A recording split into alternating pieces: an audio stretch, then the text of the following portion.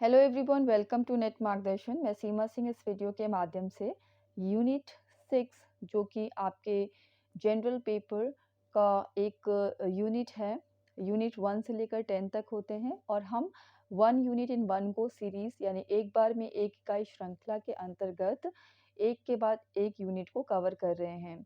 तो इसको इस तरह से डिज़ाइन किया गया है कि इसमें आपको जो सबसे पहले हम सिलेबस को डिस्कस करते हैं और उसके बाद हम जून 2019 से, जबकि आपका सिलेबस अपडेट हुआ था नेट जेआरएफ एग्ज़ाम के लिए, तो तब से लेकर जो आपके लास्ट एग्ज़ाम हुए हैं नेट के, तो जून 2022 का जो मर्ज सेशन हुआ था, तो उस पीवाईक्यूज़ तक हम देखेंगे कि जो लेटेस्ट अपडेटेड सिलेबस के अकॉर्डिंग किस तरह के क्वेश्चंस जो है पूछे गए हैं। तो उन क्वेश्चंस के मैंने टॉपिक्स यहाँ पर हाइलाइट किए हुए हैं। तो आइए हम देखते हैं, मैंने ये इसको इसलिए डिज़ाइन किया हुआ है कि पूरे एनालाइज़ेशन से आपको पूरे विश्लेषण से ये पता चले कि किस टॉपिक पे जो है क्वेश्चंस आ रहे हैं और हमें किस तरह से प्रिपेयर करना है अपने आप को इतने कम समय में दिसंबर 2022 सेशन के लिए। तो आइए देखते हैं, स्टार्ट करते हैं। सिलेबस आपने देखा होगा लॉजिकल रीजनिंग का कि ये जो सिलेबस है, एक्चुअल सिलेबस आप अगर देखेंगे तो आपको बहुत लेंदी लगेगा और आप उसको कवर करने जब बैठेंगे तो आपको समझ में नहीं आएगा कि स्टार्टिंग हम कहाँ से करें। तो जैसा कि इंडियन लॉजिक जो है वो नए जो टॉपिक्स हैं इसमें यहाँ पर ऐड किए गए हैं इस सिलेबस पे। और आपने हेत्वाभास के क्वेश्चंस बहुत देखे होंगे और इसमें इस तरह के भी क्वेश्चंस आते हैं स्क्वायर ऑफ ऑपोजिशन के, जिसमें ए ई आई ओ यू जो आपके जैसे वॉवल्स होते हैं, तो यहाँ पर 4 जो है दिए गए हैं ए ई आई ओ। इस तरह से मतलब एक टर्म दिया गया है जिसको हम फॉलो करके इनसे भी बन के क्वेश्चंस आते हैं। तो जब आप उसके बारे में पढ़ेंगे कि किस तरह के जो है ये टर्म्स होते हैं, तो आपको भली-भाँति ज्ञात होगा कि हम इस पर आधारित क्वेश्चंस कैसे कर पाएँगे। अभी सबसे पहले हम देखते हैं कि हमने जिस तरह से इसको 3 भागों में डिवाइड किया है पूरे सिलेबस को लॉजिकल रीज़निंग के, तो उसे हम कैसे जो है फ़ॉलो करेंगे। आइए देखते हैं। सबसे पहला है सिंपल थ्योरी बेस्ड सिलेबस, यानी कि जो एक सिंपल सी एक थ्योरी होगी जिसको आपको पढ़ना होगा और उसको पढ़ने के बाद उस पे बेस्ड जो है क्वेश्चंस आपको देखने को मिलेंगे। प्रक्रिया सिद्धांत आधारित पाठ्यक्रम, Indian logic fact based syllabus, तो मतलब एक फैक्ट है जिसको हमें पढ़ के समझना होगा कि हाँ ये फैक्ट है और उसी पे आधारित क्वेश्चंस बन के आते हैं। तो इंडियन लॉजिक बेसिकली जैसे संस्कृत पे आधारित होती है, तो हिंदी के जो है शब्दों का ज़्यादा यूज़ किया गया है, तो जो आपको हिंदी में पढ़ने को मिलेगा उसी तरह से वो इंग्लिश में भी वैसे ही लिखा होगा, तो उस बात का आप ध्यान रखें। तो इस तरह से आपको भारतीय तर्क तथ्य आधारित पाठ्यक्रम जो है देखने को मिलेगा। तो अब हम देखते हैं थर्ड कैसा है, practical concepts and procedure based syllabus, यानी कि वहाँ पर व्यावहारिक अवधारणाएँ भी होगी और प्रक्रिया पर आधारित पाठ्यक्रम भी होगा। मतलब जैसे होता है कोई प्रोसीजर होता है, क्या स्टेप्स हैं, क्या स्टेप्स फॉलो होते हैं, क्या प्रोसीजर होता है, तो उस पे बेस्ड जो है क्वेश्चंस बन के आते हैं।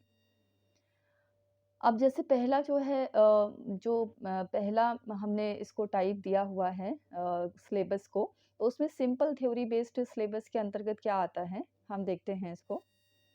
यहाँ पर है, सबसे पहला है understanding the structure of argument. जैसे आर्ग्यूमेंट्स होते हैं युक्ति के ढांचे का बोध, इसको हिंदी में बोलते हैं। दूसरा है आर्ग्यूमेंट फॉर्म्स, युक्ति के रूप क्या हैं। तो इस तरह के क्वेश्चंस जो है इस पे बन के आएँगे। ये सिलेबस में आपको टॉपिक्स देखने को मिल रहे हैं। Formal and informal policies, policies पहले क्या होते हैं, फिर उसमें इनफॉर्मल और फॉर्मल पॉलिसीज़ कैसे होते हैं, औपचारिक तथा अनौपचारिक युक्ति दोष। यूजेस ऑफ लैंग्वेज, भाषा का प्रयोग जो है वो आपको पढ़ना होगा और कॉनोटेशन एंड डिनोटेशन टर्म्स क्या होते हैं, शब्दों का लक्ष्यार्थ और वास्तवार्थ, इस तरह के जो है वर्ड्स का यूज़ किया गया है। आप पढ़ेंगे तो इसके बारे में जानकारी होगी। Evaluating and distinguishing deductive and inductive reasoning, युक्ति के प्रकार, निगमनात्मक और आगमनात्मक युक्ति का मूल्यांकन और विशिष्टीकरण। तो इस तरह के जो है टॉपिक्स यहाँ पर कवर हो रहे हैं। एनालॉजीज़ हैं, अनुरूपताएँ, एनालॉजीज़ जैसे कंपैरिज़न करना, तो उस तरह के क्वेश्चंस भी जो है सिंपल थ्योरी बेस्ड सिलेबस के अंतर्गत रखे गए हैं। नेक्स्ट हम देखते हैं सिलेबस जो है वो इंडियन लॉजिक फैक्ट बेस्ड जो है यहाँ पर दिया गया है और भारतीय तर्कशास्त्र बोलते हैं इसे हिंदी में। इसे हम देख लेते हैं। इंडियन लॉजिक यानी भारतीय तर्कशास्त्र, मीन्स ऑफ नॉलेज यानी कि ज्ञान के साधन, प्रमाणास यानी प्रमाण हिंदी में, प्रत्यक्ष परसेप्शन भी बोलते हैं इसको, और प्रत्यक्ष अनुमाना इन्फेरेंस बोलते हैं इसको हिंदी इंग्लिश में, और अनुमान हिंदी में। फिर है उपमाना कंपैरिजन, उपमान बोलते हैं हिंदी में, शब्द वर्बल टेस्टिमोनी इंग्लिश में, और शब्द अर्थपत्ति इम्प्लीकेशन भी बोलेंगे इसको, एंड अनुपलब्धि नॉन एप्रीहेंशन, अर्थपत्ति और अनुपलब्धि। Structure and kinds of anumana, inference अनुमान की संरचना प्रकार, व्याप्ति इनवेरिएबल रिलेशन व्याप्ति, हेत्वाभास पॉलिसीज ऑफ इन्फेरेंस, हेत्वाभास को क्या बोला गया है, पॉलिसीज ऑफ इन्फेरेंस, हेत्वाभास। इस तरह से जो है आपको नए टॉपिक्स देखने को मिले इसके अंतर्गत, और इसे आपको एज इट इज वैसे ही पढ़ना है जैसे वो आपको दिए होंगे सिलेबस के अंतर्गत। आप वन बाय वन एक एक टॉपिक की जानकारी लेंगे और आपका ये जो सिलेबस है वो कवर हो जाएगा। सिलेबस पाठ्यक्रम है जो कि practical concepts and procedure based है। इसके अंतर्गत क्या आता है, इसके अंतर्गत आएगा स्ट्रक्चर ऑफ कैटेगोरिकल प्रेपोजिशन, निरुपाधिक तर्कवाक्य का ढांचा, मूड एंड फिगर, अवस्था और आकृति, स्क्वायर ऑफ ऑपोजिशन विरोध का परंपरागत वर्ग, और वेन डायग्राम जैसे पहले आपने देखे होंगे वेन डायग्राम बनते थे, तो वो simple and multiple use for establishing validity of argument. When का आरेख तर्क की वैधता सुनिश्चित करने के लिए वेन आरेख का सरल और बहुप्रयोग। तो वेन डायग्राम के बारे में भी आपको जानकारी होनी चाहिए।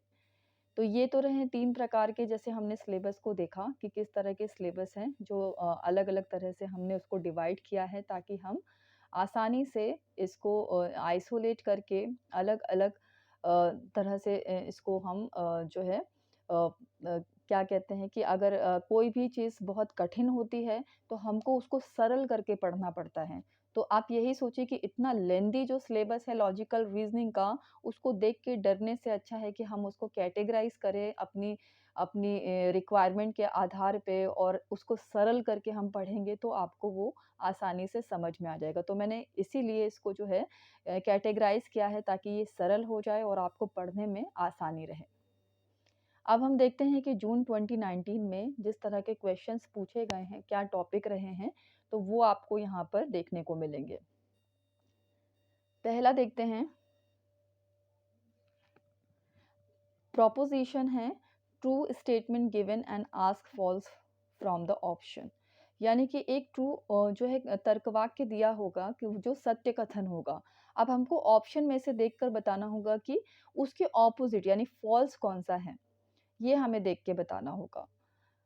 दूसरा है to premises with 4 conclusions, 2 premises दिए होंगे जो आधार वाक्य जिन्हें बोला जाता है, और 4 निष्कर्ष होंगे।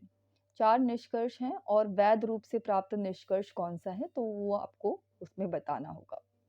Subject and predicate of both premises is same but they differ only in quantity. It is known as, यानी कि जब दोनों आधार वाक्यों का उद्देश्य और विधेय समान है किंतु उनकी मात्रा जो है वो भिन्न है, तो इसको माना जाता है। क्या माना जाता है तो वो आपको ऑप्शन में देखने को मिलेंगे।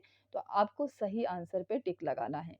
अब रीजनिंग के टाइप्स आपने देखे होंगे कि मैथमेटिकल रीजनिंग एंड एप्टीट्यूड का जब आप सिलेबस देखते हैं तो पहला आता है कि टाइप्स ऑफ रीजनिंग, और तो ये रीजनिंग से रिलेटेड है तो यहाँ पर ये रीजनिंग दिया हुआ है कि रीजनिंग टाइप। तो ऐसा नहीं है कि वो वहाँ सिलेबस देखा गया है तो यहाँ नहीं पूछ सकते हैं क्वेश्चन, वो रीजनिंग का ही भाग है तो यहाँ पे भी आपको क्वेश्चन देखने को मिल सकता है। तो टाइप्स ऑफ रीजनिंग के बारे में आपको पता होना चाहिए, जैसे कि आपका जो है डिडक्टिव, इंडक्टिव, तो इस तरह से आप देखते हैं, और एनालॉजी से रिलेटेड भी आपको जो है यहाँ पर देखने को मिलते हैं, ये जो रीज़निंग का पार्ट है। तो इस अबडक्टिव रीज़निंग होती है।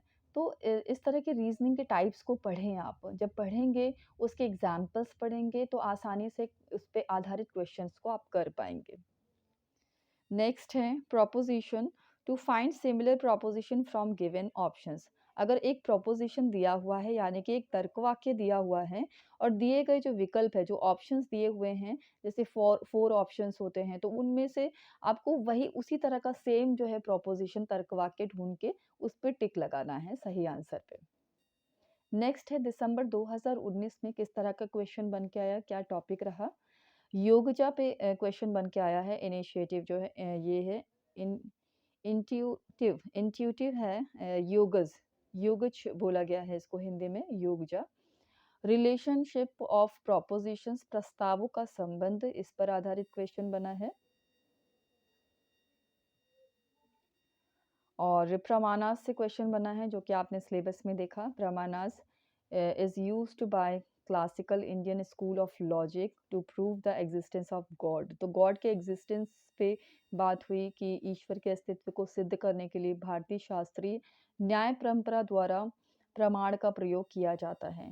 तो जब आप स्कूल ऑफ जो है लॉजिक के बारे में पढ़ेंगे, क्लासिकल इंडियन जो स्कूल्स हैं, जो इसमें प्रमाणास के बारे में पढ़ेंगे और स्कूल ऑफ जो है फ़िलॉसफ़ी होते हैं, तो मतलब बहुत सारे ऐसे स्कूल्स भी बने होते हैं जो किस बात को जो है महत्व देते हैं, योगदान देते हैं। बहुत सी ऐसी बातें होती हैं जो आपको ध्यान देनी है इस पार्ट को जो है प्रूव करने के लिए। तो ये इस टॉपिक पे आधारित क्वेश्चन बना था। Types of proposition is in example, तो एग्ज़ाम्पल तर्क वाक्य के जो प्रकार है उनके बारे में पूछा गया है, एक एग्ज़ाम्पल दे के पूछा गया था। नेक्स्ट है जून 2020 का जो पेपर आया था, क्वेश्चन पेपर, उसमें 3 ही क्वेश्चन पूछे गए थे। पहला क्वेश्चन आया था टाइप्स ऑफ फॉलिसी, हेत्वाभास के प्रकार। तो ये फॉलिसी है एक प्रकार की, तो इसमें जो है हेत्वाभास के प्रकार पूछे गए हैं। मतलब उस पे प्रकार पे आधारित क्वेश्चन बन के आया था। नेक्स्ट है टाइप्स ऑफ इन्फेरेंस, अनुमान के प्रकार पे आधारित क्वेश्चन बना था। Analogies match the following question आया था। और हाँ, मिलान करना था, एनालॉजी से related match the following I थी। नेक्स्ट है दिसंबर 2020 और जून 2021 का जो मर्ज सेशन हुआ था, उसमें स्क्वायर ऑफ ऑपोजिशन का जो है वो क्वेश्चन देखने को मिला है, जिसमें कि मैच द फॉलोइंग से रिलेटेड क्वेश्चंस बन के आया था। क्वेश्चन का टाइप था मैच द फॉलोइंग, यानी मिलान करने वाले जो क्वेश्चन थे।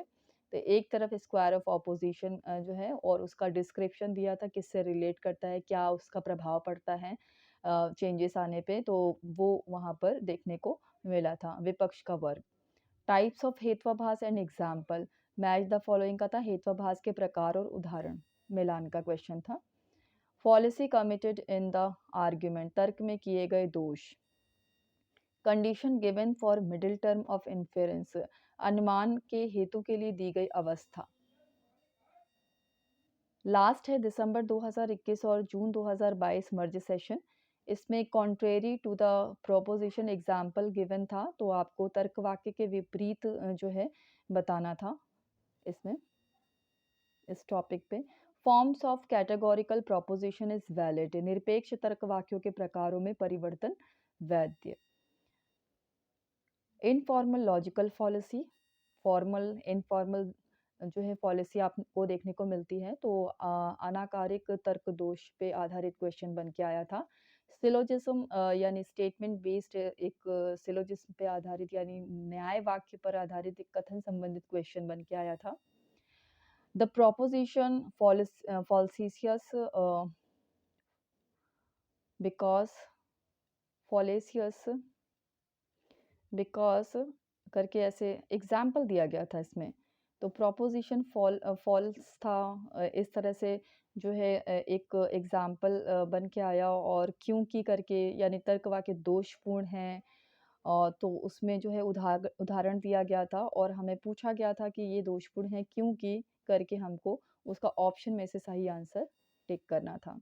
अब देखिए लेवल ऑफ क्वेश्चन यहाँ पर जो है एनटीए द्वारा क्या दिया गया था कि इसमें सिलेबस जो है बहुत लेंदी है, तो इसलिए हमने इसको ना इसीलिए कैटेगराइज किया।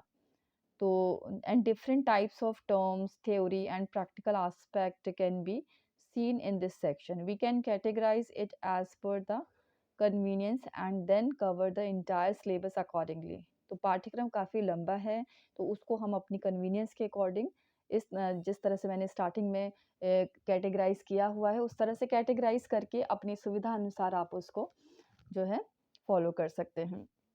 तो thank you for watching this video और आई होप कि ये वीडियो आपके लिए बहुत ही हेल्पफुल होगा और जितना मेरा प्रयास था मैंने आपको इन्फॉर्मेशन देने की कोशिश की है। आप अपने अनुसार इसे यूज़ करें। इस वीडियो से जो भी आपको सीखने को मिलता है आप उसको आगे और एनहांस भी कर सकते हैं, अपनी अपनी तैयारी को और अच्छे से आप अपग्रेड भी कर सकते हैं। Thank you so much. God bless all of you.